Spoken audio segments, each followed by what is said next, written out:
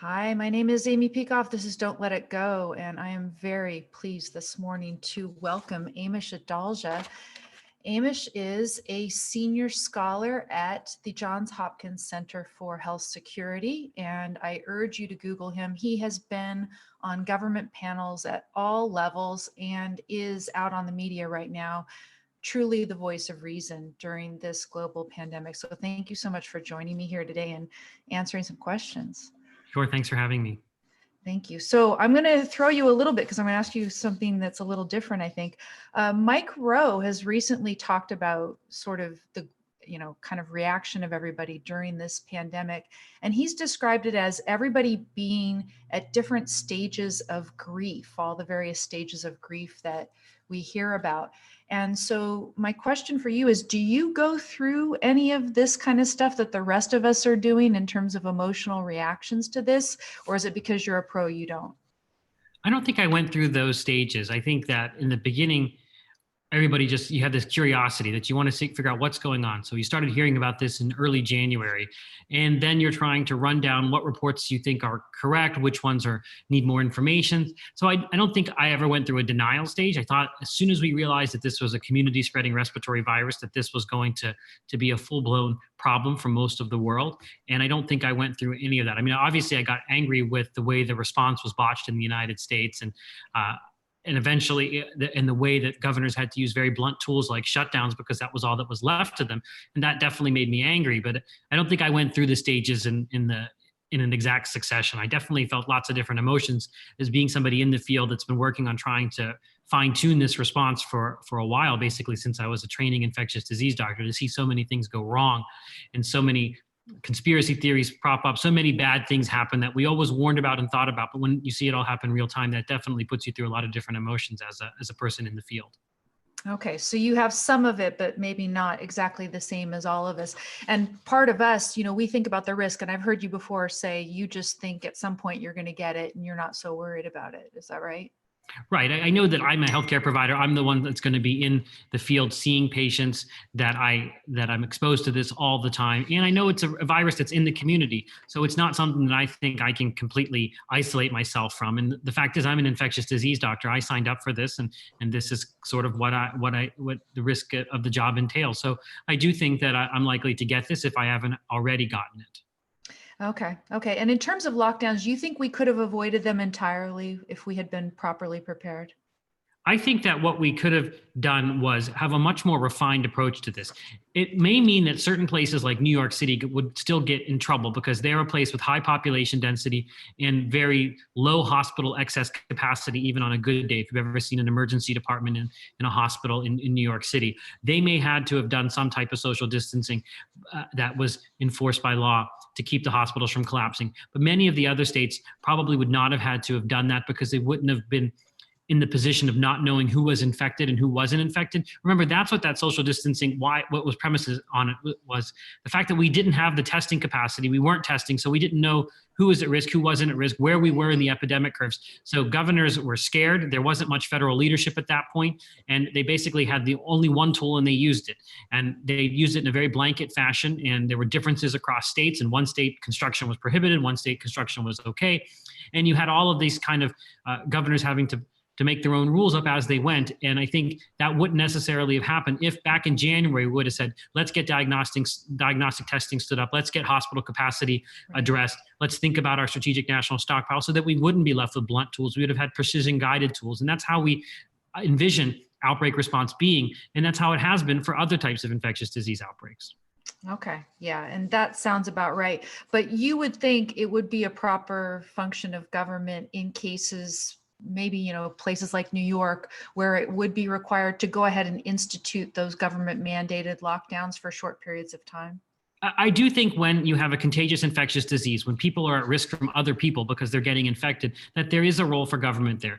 And it's usually the opposite of what happens. It's usually not starting with the most draconian thing and then slowly lifting it. It's usually starting with the least restrictive. But again, we were put in a position where there was just multiple failures, and then they were left with this undetected outbreak that had spilled into the hospitals, and there was a crisis that had occurred. And I think when you look at it that way, the government had one bullet there to use, and they used it that way. because they had no idea what was going on. Ideally, it's not like that. Think about like Typhoid Mary. She's a great example of the use of government power in an infectious disease. They basically started with very minimal types of restrictions on her until she actually proved that she was a threat to public health because she wouldn't follow those. And that's when they put her on North Brother Island. So public health usually starts with the least restrictive and then moves as you need to move. They had to do it backwards because we were kind of we were flying blind basically with no guidance and no understanding, and you had hospitals that were right at the level of crisis where they might have to ration care and people would be short ventilators, for example. Right. Okay. So let's go on to the politicization. That has been big. And of course, we see headlines about it today as well. This is a question from Benjamin. He says, the COVID crisis obviously charges the politicization that was already underway. Now we see how a public figure like Elon Musk, who formerly was a poster boy for the green left, by way of a few public statements, is becoming a symbol for the anti-lockdown right. Are you encountering similar pressures in your work because people expect you to take a certain position, and how do you deal with it? I do think that this outbreak has been politicized by both sides from the very beginning. But I think that's the case with any issue that happens right now, because we are in these kind of tribal camps now, including what television we watch, what newspapers we read, which politicians we like. All of that has become so balkanized that you can't really actually have any kind of way that you can have truth come through, because anytime you say something, people want to know, well, what angle is he from? What is he coming from? So I definitely have seen that and noted it. I've not had any pressure. And one of the things that I've done is gone on all three of the major cable news networks regularly, CNN, Fox, and MSNBC. And I'm saying the same thing on all three of those networks. And I haven't had pressure. I can tell sometimes from the slant that you get from the questions that they want you to say something a certain way that supports their point of view. And I still give the same answer. And you can sometimes detect a little bit of frustration. They might ask the question a different way, but no one has ever pressured me to say something that I didn't believe or not taken me for what I'm talking about. And I try to stay as a subject matter expert, talking about what I know best about this virus and what I know about how to respond to pandemics. Where you take that and how you translate it into policy, there may be some debate there, but I definitely felt politicization. Anytime I'm on television, just by who I'm on with and the host. And the same thing happened during Ebola, because I was on Ebola saying the same thing on all the networks back then. And on that side, it was actually the opposite, where you had Fox News, for example, wanting to talk about how disastrous it was going to be for the United States. And you had CNN and MSNBC saying, this is a manageable problem, which is the position I had. So it was really interesting how that is a little bit flipped with this outbreak, depending upon who was in power. And I think that really reflects how much politics has come to dominate science and medicine and any kind of public issue. Which is really sad. And then the latest bit of the controversy is supposedly the CDC is acting behind Trump's back and releasing guidelines that the White House didn't want. What do you think of these new guidelines? I heard 60 pages of guidelines. New York Times has a kind of bullet summary of them. Are they good guidelines?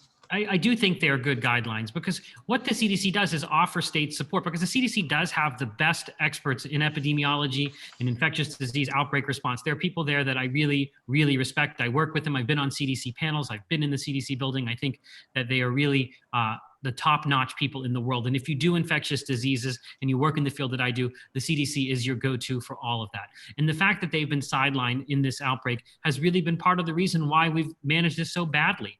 From the very start, the CDC has been in a back seat. And there's an article today that was on CNN.com talking about that, because now the CDC, some insiders are now speaking about all the politicization that happened and how they were basically tasked with coming up with things that support the president's line on this versus what actually was happening. And this just shows you the corrupting influence of, even if they're not being directly asked, the fact that there is this cloud over all of them, that they have to worry about what the political implications of what they say are, has really clouded the way that they've given guidance. And I do think that when states open up, you have to remember this virus is going to be with us, and it's going to be part of our risk profile that we have to think about every time we step out the door. And it is important for people to know what are the best ways to keep themselves safe. If you own a gym, if you own a school, if you're doing any kind of activity, and the CDC has went through that and done and come up with guidance that you can implement in your place of business or in your house or wherever it might be. And I do think that's really important. That's one of the best functions that the CDC does, is it stays in the public health lane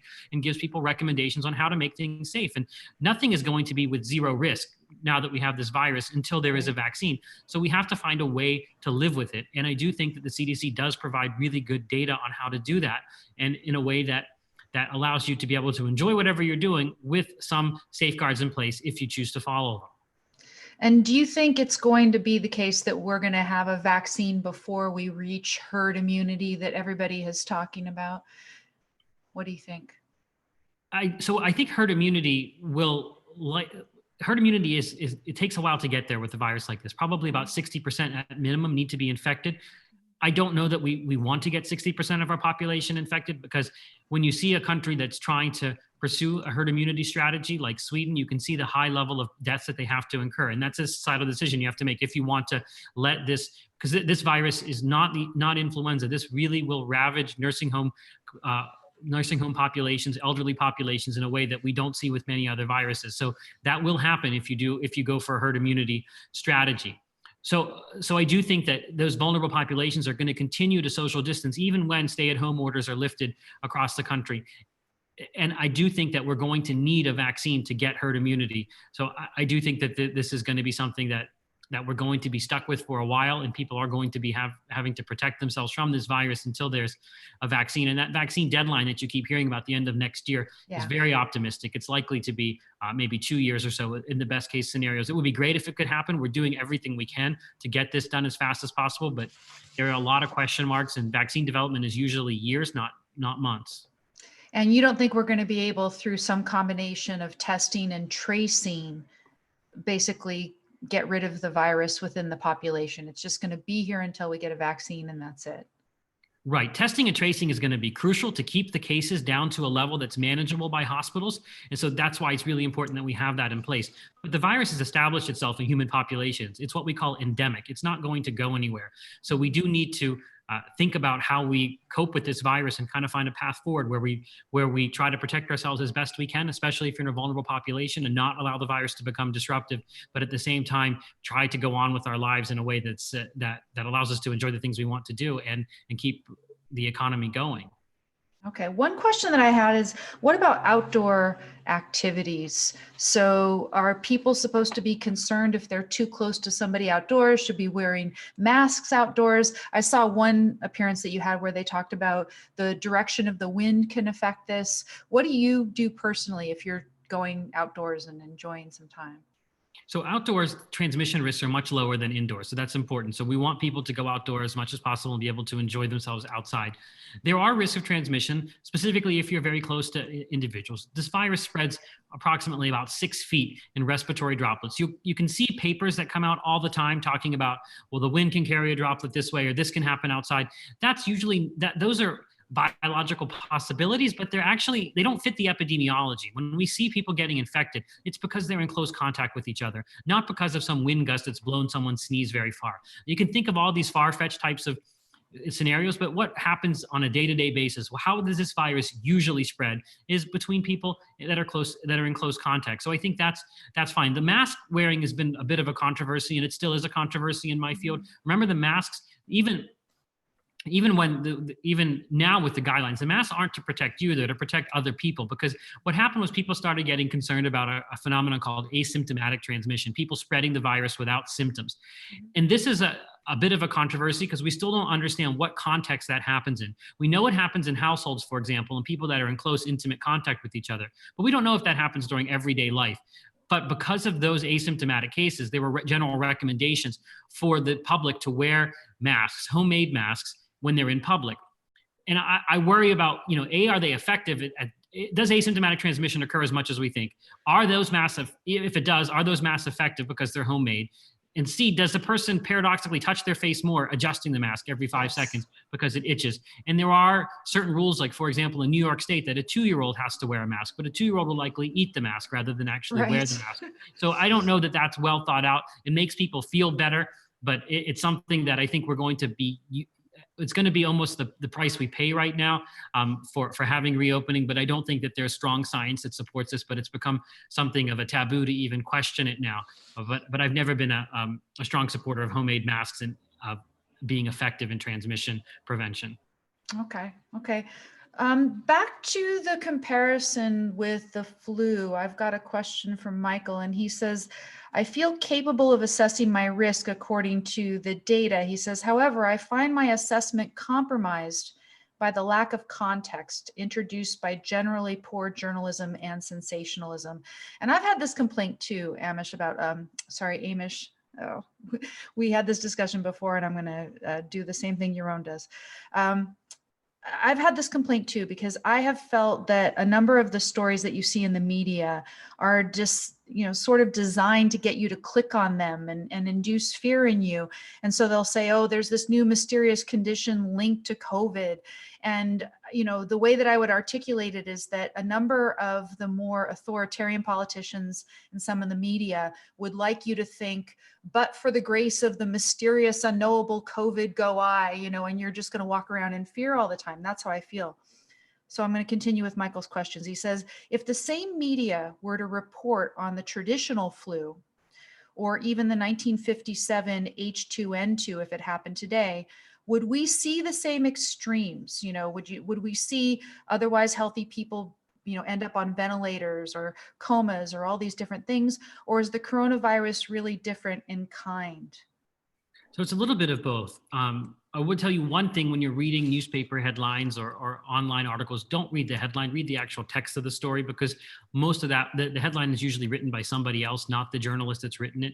And I've even had issues with things that I've been quoted in saying the headline actually isn't reflecting what I actually said. And they're like, no, that's what the editor wanted to make the headline. So read the story, don't look at the headline. That's one thing. And I do think, so if you look back in 2009, H1N1, the last influenza pandemic we had, there were case reports and studies.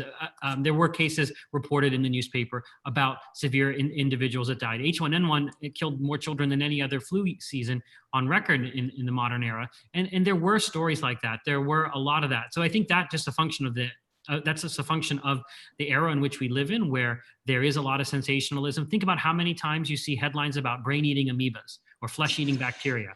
These things murder hornets, murder hornets.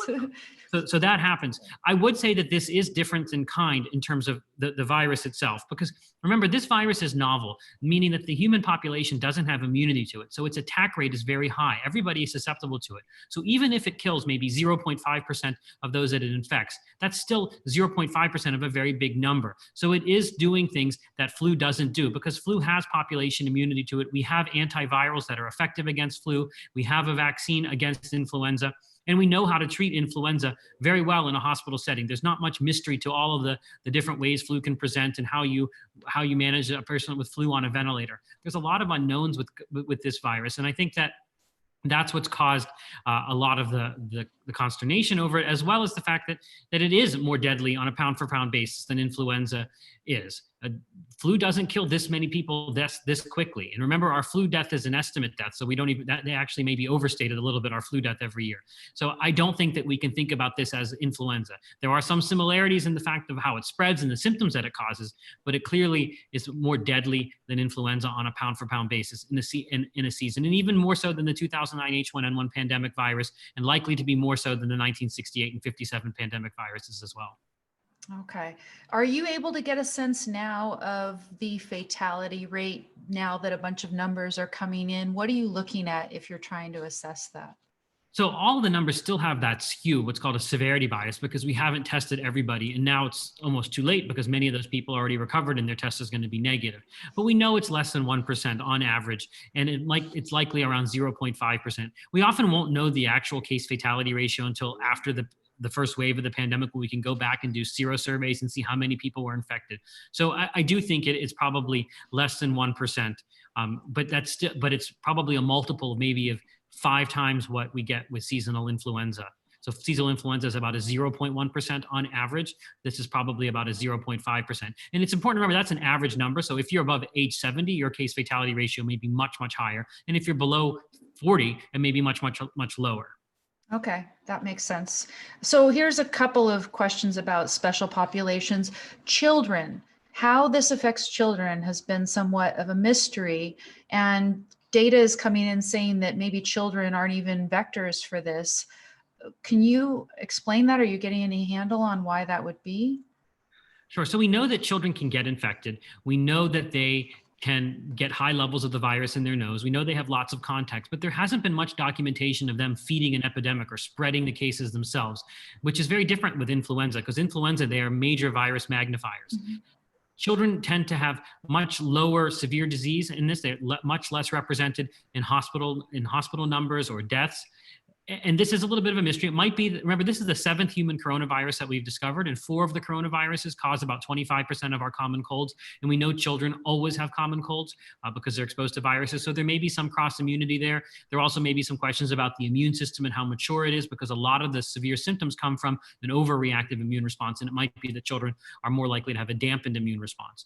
There are some reports of severe illness in children, though. For example, there is this inflammatory syndrome that we're hearing about. This is very interesting, and it's very rare. Most of those children do recover, but it likely is related to the coronavirus, but we don't quite understand who it occurs in, why it occurs, why it's really only being reported now when. So there's a lot of things we have to answer about it, but it is something that we have to be on the lookout for, and I do suspect it is related to it. But it doesn't change the fact that children do fairly well with this infection. What about the MMR vaccine? I heard one story and then I didn't hear any follow-up on it. Could it be possible that because the children have more recently received this vaccine, that would contribute to their immunity as well? I've heard this also. There's been there was a preprint paper, one that hadn't been peer reviewed, that talked about maybe that there's some cross-reactive antibodies that are generated by the MMR vaccine that help against this coronavirus. I don't know that would be the case. I don't know that I think that that's actually going to end up being the case, because remember, people have been getting the MMR vaccine for a long time, and we have these other coronaviruses, some of which are similar to this. There's no cross-reactivity there with the other 4 coronaviruses that cause some of our seasonal influenza. I think it's something that it's interesting to study, but I don't suspect it actually is going to pan out in the end. There's lots of people even talking about, for example, the tuberculosis vaccine called BCG that's administered worldwide, but not in the United States, that could be something that has cross-reactive immunity as well. I don't think that any of that's going to really be borne out, but I think it's important to study and to think about, and these are all hypotheses that we have to run down, but I'm not convinced that they're going to end up panning out in the end. Okay. Going on to sort of heightened risk factors in certain populations, we've heard, hypotheses about obesity, maybe because of ACE2 receptors, diabetes, maybe again because of a heightened immune response. What about people with autoimmune conditions in general? I heard a tragic story about a woman who had rheumatoid arthritis, but then there are a number of people like me who have Hashimoto's going on. Should we be more concerned, those of us with autoimmune? When it comes to autoimmune diseases, it's a little bit complex. It's not going to be one size fits all.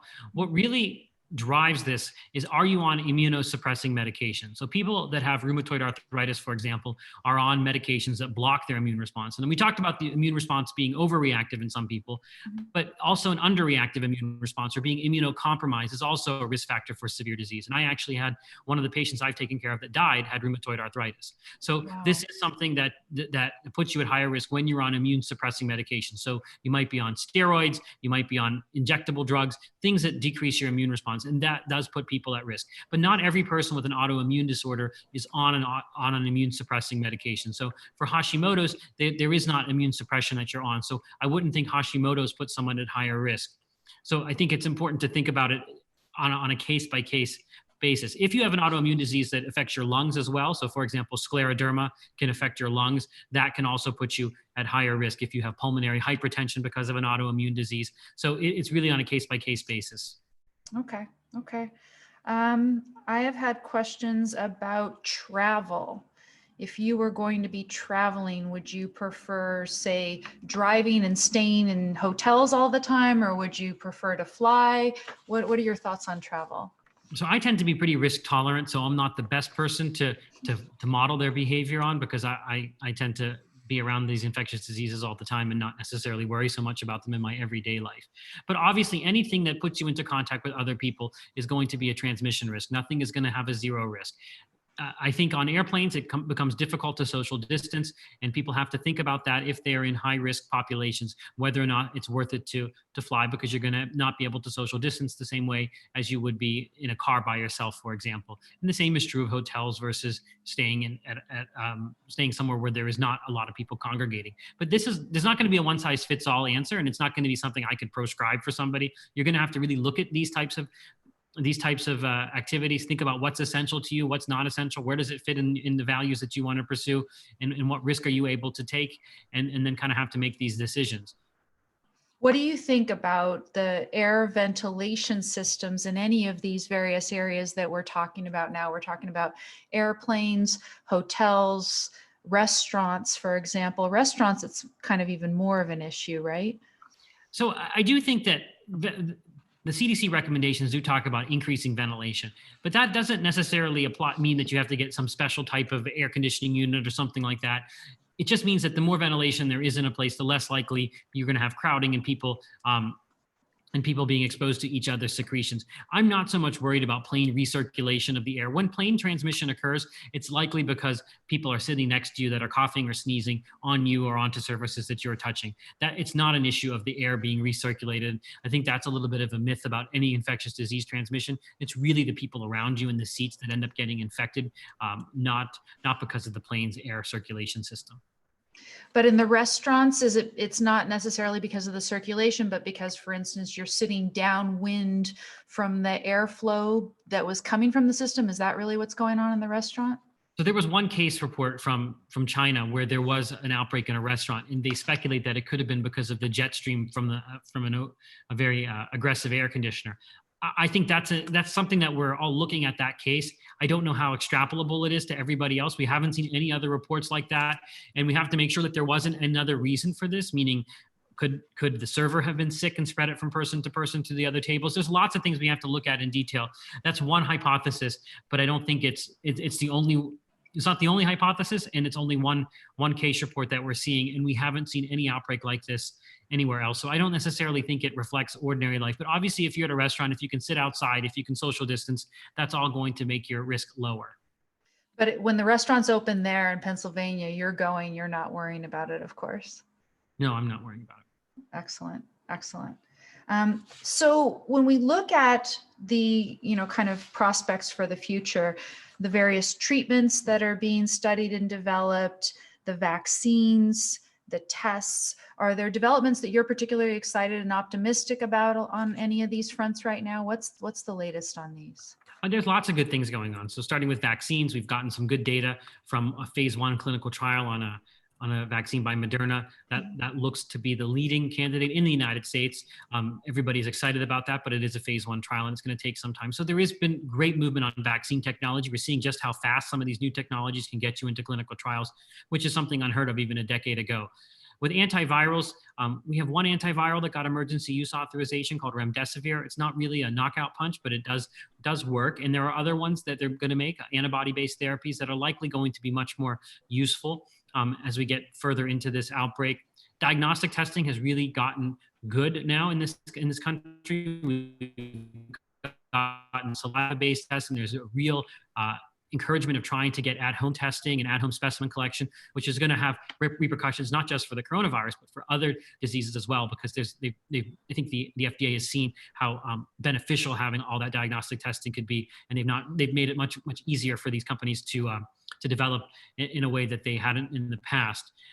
I think in general, so I think those are probably the biggest developments that I'm excited about. I think that this isn't something that's unsolvable. You just have to remember that coronaviruses were not something people prioritized that well because they were common cold viruses, and SARS was something that came and went, and Middle East respiratory syndrome or MERS never really took off, and it wasn't really something that people wanted to invest money in. But now with this pandemic, I think we're finally going to get a lot more investment in pandemic preparedness, as well as in some of the countermeasures against some of these viruses, because this isn't the only one. There are many other viruses waiting out there to start pandemics. And I think now people are going to take this seriously and really start to invest, because it's much cheaper to invest in the upfront part than it is to deal with what we're dealing with now.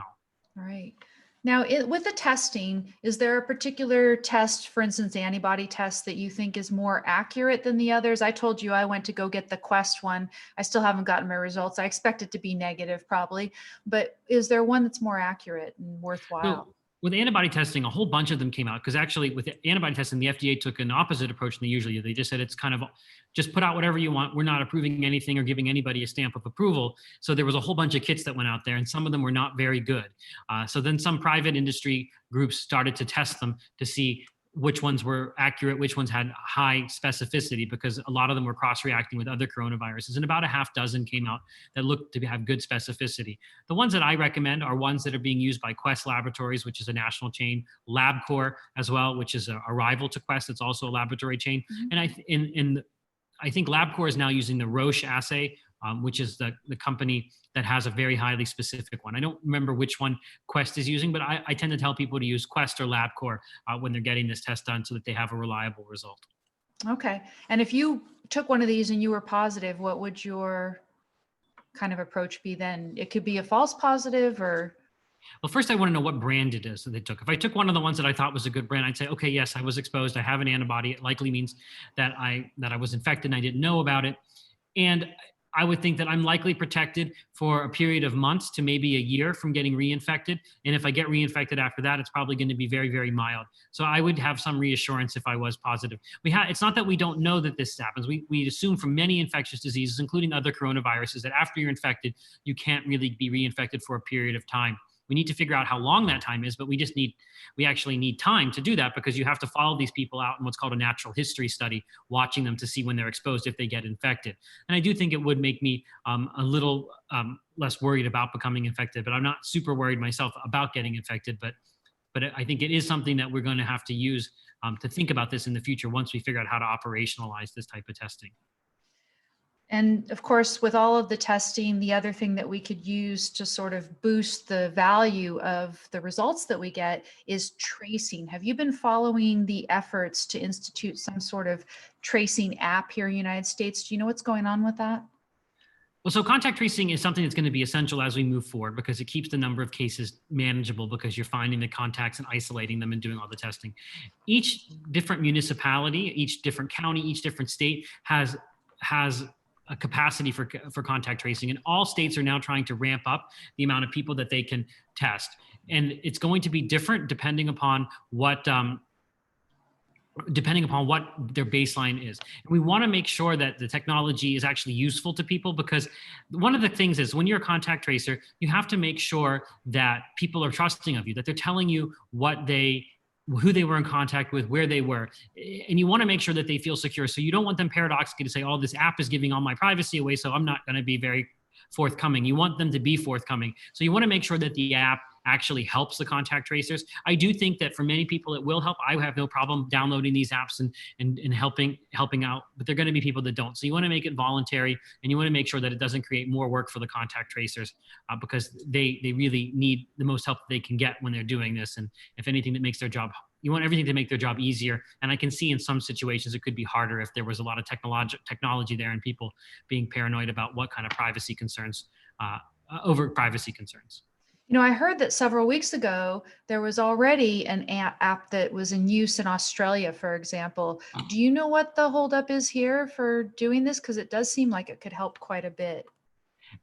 I don't think that there's a specific holdup. I think it's just about getting it operationalized and deciding if each, because this is going to be done at a county level, saying, does this county health department want to use it? So I think you're going to see a lot of different local decisions being made. So I don't think that there's a specific holdup. I think it's just about operationalizing them and getting these things stood up. And you'll probably see some of the more innovative health departments do this first, and then see it trickle out. Because some places don't even have the capacity. Many health departments are still using fax machines for everything, so they don't even have the technological bandwidth yet. So just it's going to be patchwork across the country, because our health departments are chronically under-resourced in terms of when they need to do things that are in their core function, because they're often distracted by other things that they're working on, like pollution and obesity and all of these other things. But when in their infectious disease divisions are really under-resourced and undervalued. So the thing is, though, couldn't it be done by a private company? Couldn't some private company just make an app based on the protocol that's been developed by Apple jointly with Google and just put it out there instead of these local governments all doing it? Why don't we have this as sort of a nationwide thing that we could all voluntarily opt into? As I understand, they've built in privacy protection into this No, API, you as they could call you it. could do it that way. I guess it's just that that's the health department that has the authority to do isolation and quarantine, and they're the ones they're in charge of it. So you still want them to have buy-in and actually be using the tool, because you really couldn't. I guess you could use it for your own self and decide to self quarantine yourself if you've been exposed, but it would still need the health department to keep track of all of that. So I think that's probably the issue, because that is one of the government rules when it comes to communicable diseases, the isolation, quarantine, and the contact trace. But you could have people empowered to do it themselves as well. That would likely help. Yeah, I mean, I think a lot of us would prefer a more private solution because many people are scared that once government institutes tracing like this, that they're not going to let it go. We had the Patriot Act after 9/11. We're going to have some app that traces us everywhere we go after this global pandemic. People are concerned about that. So I think, believe it or not, that I may have reached the end of my list of questions. I was going to ask you one more, which is, what is a day in the life for you? What you wake up at dark 30 and just go all day, burn the candles at both ends nonstop? What do you do? It depends on the day. Sometimes I'm working clinically in the hospital, and then I'm probably then it's actually a little bit more manageable because I'm in the hospital and not as available to deal with all of the other stuff going on.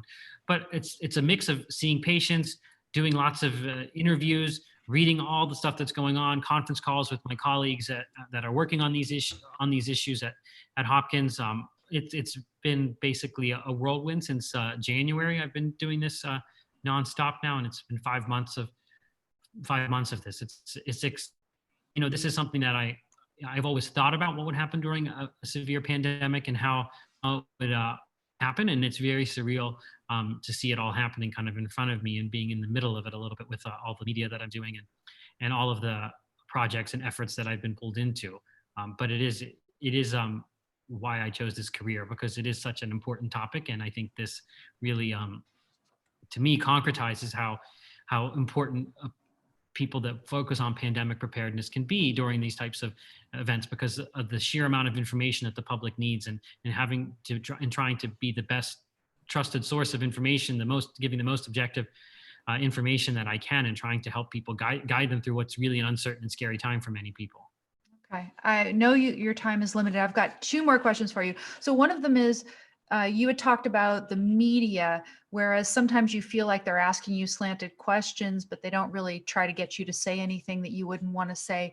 Have you felt pressure from other places, either at Johns Hopkins or from any government bureaucrats or people who try to pressure you to say things differently than you're doing? How are you doing on that front? No, I have not. I haven't felt pressure. I'm always mindful of what I'm saying, and I think I'm going to get pushback from what I say and have to explain myself of where my position comes from. But I think I need to be prepared to do that anyway with anybody I talk to. But no, I worry sometimes about being contrarian on certain issues or not following the orthodoxy. But I have not seen I've not necessarily had any kind of pressure to change what I've said. I've had to explain myself, but I think that just goes with what I would expect anytime that people want, especially in my field, want to understand what my reasoning is and what my rationale is behind a certain position that I take. But no, I have not. Okay, well, that is really good to hear, because whereas with the media, I might expect all sorts of pressure. The thing I'm always most concerned about is whether you're getting pressure from government or otherwise. And actually, I'm sorry, I do have two more questions. Once a vaccine comes out from this, should people be concerned with, the fast ramp up time or anything else? Should they be more concerned about the safety of a vaccine that might come from this era than any other vaccine? I do think that we're going to go very quickly, and we likely will get an FDA approval under what's called emergency use authorization before the phase 3 clinical trials are completely done. So we won't have full safety data the way we have for other vaccines. So people do have to think about the risks of getting the vaccine, and hopefully we'll have enough data from phase 2 clinical trials to know who's at risk for side effects, what those side effects are, and be able to counsel people accordingly. But yes, anytime you're doing anything abbreviated, the safety data is not going to be as robust as if you went through a full phase 3 clinical trial. But nobody really wants to wait now with this pandemic. So I do think that there's going to be that emergency use authorization and those caveats that go. But I do think I don't have any specific concerns at this point yet about what I've seen in the vaccine development and the vaccine data. So I suspect it will be a relatively safe vaccine, but I want to see more people injected in the phase 2 trials to be able to say that with certainty. Okay. Well, as you said, this is not going away for a very long time. And I do hope later to be able to do a follow-up with you somewhere down the road, come back up on your list again when things are changing, especially when we have a vaccine and things like that. But let me ask you now, so far, the 5 months that you've been at this and everything, what is the most interesting thing to you personally that you've learned so far? Or you could, anything that you would want to share that you haven't been asked in an interview so far? I don't think I've been asked that question before. I mean, I think one of the things is that as someone who works on pandemic preparedness, you think about all the plans and how all should work like clockwork. Everything should go off without a hitch. And then you see that the implementation can be fumbled very badly. And then you get put into a position that you don't want to be in. And you're stuck in a situation where all these economic shutdowns are going, all of these cascading impacts are happening. And the answer was back in January, we should have done something.